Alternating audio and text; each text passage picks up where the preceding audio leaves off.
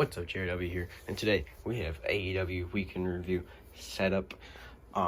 This show was pretty good, not as much on the show actually. They started off the show with Orange Cassidy, Darby Allin versus Keith Lee and Swerve.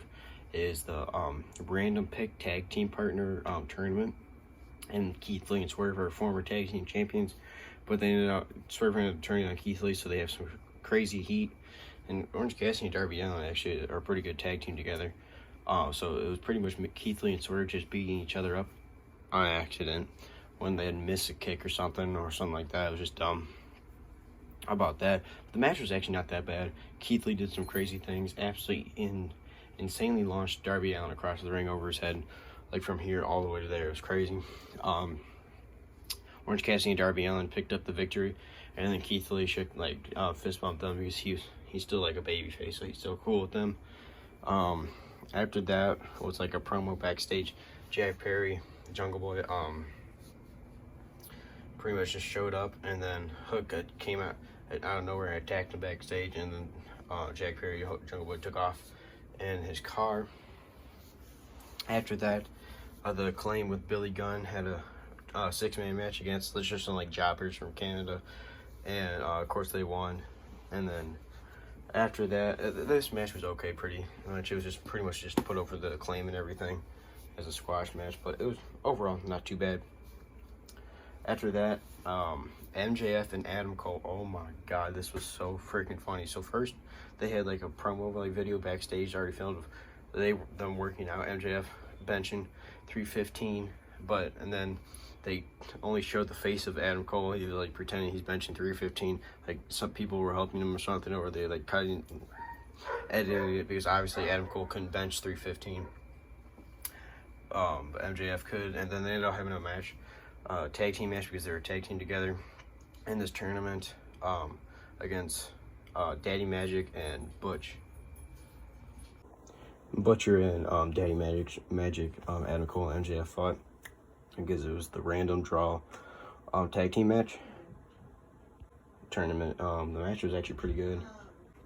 MJF kind of hogged the match, and then tried getting Adam Cole to do like some cheap stuff. He ended up doing it with MJF. They ended up like kind of cheating a little bit, but both teams kind of cheated both ways, and then Adam Cole ended up dominating. He did a Canadian Destroyer to Butcher, which is a huge dude. It was crazy.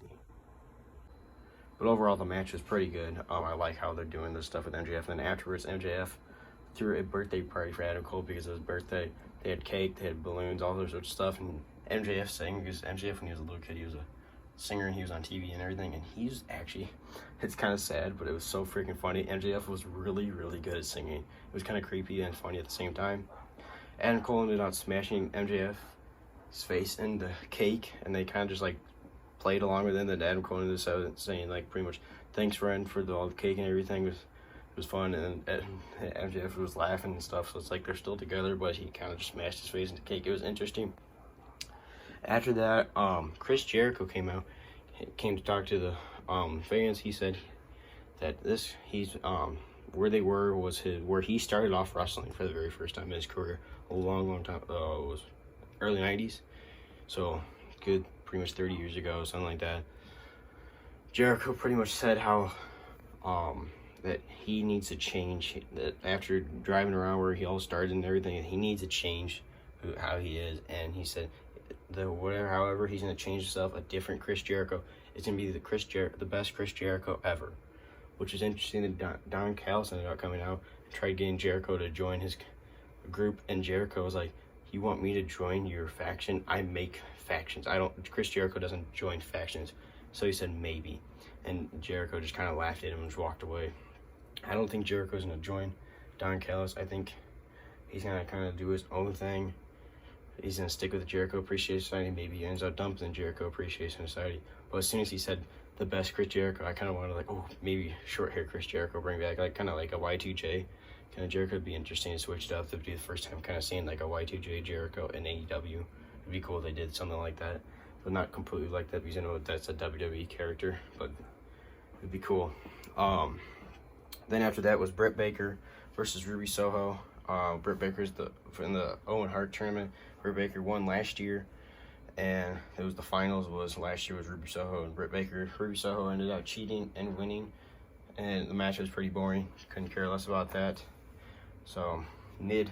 After that was probably the best match of the show was Kenny Omega versus Wheeler Yuta. Really good match. They destroyed each other, beat the holy hell, and then afterwards, I can't remember.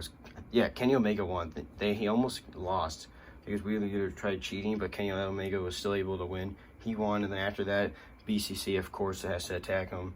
Well, actually, the first person to attack him was Kesha. He actually attacked him mid-match, and then afterwards, he ended up beating him up. Same thing with Claudio, but then after that, the Elite came out, Hangman, the Bucks. They held Claudio, and Hangman was, the show was like about to go off the air. Like they were going overtime, and it was like 9:01, and they're holding him, and then Hangman went to go hit him in the head, and then out of nowhere, Dark Order grabbed the chair and held him back, and then the show ended. So kind of leaving you on a cliffhanger is the Dark Order working with the Blackpool Combat Club. It's starting to look like that 2 weeks in a row. They kind of helped them.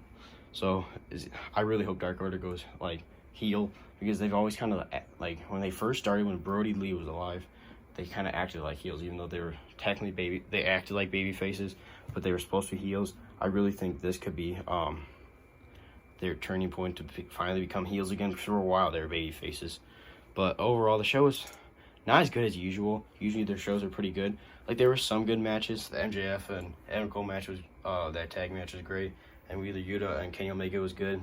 This tag match was pretty good. Orange Cassidy, Darby Allin, Keith Lee, Swerve. Overall, I'm going to give the show a 3 out of 5. But pretty good. This is JW. Make sure to like, subscribe, stay tuned for more wrestling figure content and some gaming content. I'll see you guys in the next one.